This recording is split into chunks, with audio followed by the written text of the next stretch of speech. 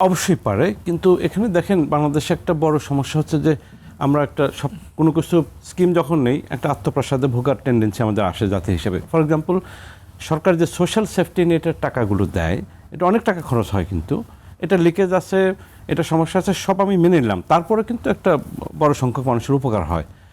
এই ধরনের সেফটি নেটটা শুধু বাজেটের উপর চাপ না রেখে এটার সাথে কিন্তু মাইক্রো ইন্স্যুরেন্স বা ক্ষুদ্র বিমার কোরিলেশন করে দেওয়া যেত। আমার পূর্ববর্তী বক্তা বলেছেন যে কোনো ক্ষেত্রে এনজিওগুলো করে এটা ইনফর্মালি করে, তারা কিন্তু ঠিক স্বীকার করে না, আইন তাদেরকে কিন্তু সমর্থন দেয় না ইন্স্যুরেন্স করার জন্য।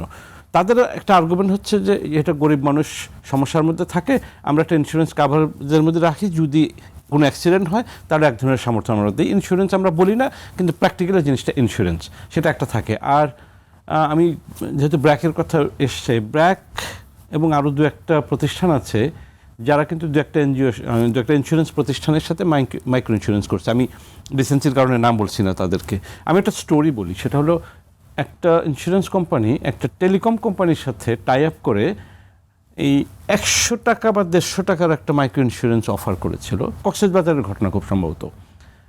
সেখানে ওই পরিবার জানতো না যে ইন্স্যুরেন্স কাভারেজ আছে, কিন্তু এটা খোঁজ করে এটা ওই thanks to that insurance company এবং টেলিকম কোম্পানি, তারা ওই পরিবারকে বেশ একটা বড় অঙ্কের কম্পেনসেশন দিয়েছে। ওই ভদ্রলোক মাছ মারতে গিয়ে মারা গিয়েছিলেন। তো এইটা একটা খুব উজ্জ্বল দৃষ্টান্ত। কিন্তু আমাদের ক্ষেত্রে অনেক সময় হয় কি, যেহেতু ইন্স্যুরেন্স সম্পর্কে কনফিডেন্স ল্যাকিং আছে, সেখানে অনেকে ইন্স্যুরেন্স করতে ভয় পায়। আর অনেক ক্ষেত্রে অস্বীকার করা যাবে না যে প্রিমিয়াম দেওয়াটা কিছুটা বার্ডেনসাম। এই জায়গাটাতে সরকার হস্তক্ষেপ করতে পারে, সোশ্যাল সেফটি নেটের সাথে লিঙ্ক করে দিতে পারে, একটা ইন্স্যুরেন্স প্রোগ্রাম করতে পারে। আরেকটা হচ্ছে আরএমডির মতো সেক্টর বা অন্য ইন্ডাস্ট্রিয়াল যেসব সেক্টরগুলো আছে, সেখানে কিন্তু সরকার, তারপরে মালিকরা এবং কর্মচারীরা তিন পক্ষ মিলে কিন্তু ইন্স্যুরেন্স করতে পারে। ইন্স্যুরেন্স করলে পরে ইন্ডাস্ট্রিয়াল সেক্টর যদি আপনি প্রথমে ধরেন, তাহলে কী হবে যে এটা লাখ লাখ শ্রমিক এর আওতায় আসবে এবং ইন্স্যুরেন্স সেক্টরে কিন্তু বুম হবে, প্রচুর টাকা আসবে ইন্স্যুরেন্স সেক্টরের ফলে। সরকার কিছু সমর্থন দিল, মালিকরা দিল, কর্মচারীরাও দিল। এইটা করতে পারে। কারণ আমরা যে আলোচনাটা করছি মাইক্রো ইন্স্যুরেন্স বা অন্য ইন্স্যুরেন্সের যে কনফিডেন্সের ঘাটতি, এই আলোচনা কেমন পর্যন্ত চলতে থাকবে যদি আমরা কতগুলো বেসিক সমস্যার সমাধান না করি। সেটা হচ্ছে financial sector as a whole যে ল্যাক অফ ট্রাস্ট মানুষের আছে। ব্যাংকে টাকা রাখতে আজকাল মানুষ ভয় পাচ্ছে, এটা তো জানেন আপনারা সবাই। তারপরে নন ব্যাংক ফিনান্সিয়াল ইনস্টিটিউশন,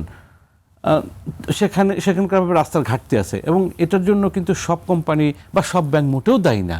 এর ফলে ভালো কোম্পানি, ভালো ব্যাংকেরও কিন্তু দুর্নাম হচ্ছে, অথচ তারা ভালো কাজ করছে, অথচ তারা ভালো সেবা দিচ্ছে, ভালো করার চেষ্টা করছে, কিন্তু তারা ভিক্টিমাইজ হচ্ছে কার্যত কিছু খারাপ কোম্পানির জন্য, কিছু যারা সার্ভিস জানার ডিজনেস্টের জন্য। এইখানে হচ্ছে সরকারের ভূমিকাটা ইম্পর্টেন্ট। যদি রেগুলেশন ঠিকঠাক না থাকে এটা চলবে। আরেকটা হচ্ছে এখন এক কথা আমি বলি, রিফর্ম, এই ফিনান্সিয়াল সেক্টরের রিফর্ম যদি জোরদার না করা যায়, ইনস্টিটিউশনালাইজ করে যদি ঠিকঠাক না করা যায়, এবং মানুষকে যদি মানে ইনক্লুশনের অধীনে, ফিনান্সিয়াল ইনক্লুশনের অধীনে না আনা যায়, তাহলে মাইক্রো ইন্স্যুরেন্স বা অন্য কোনো ইন্স্যুরেন্সই সফল হবে না।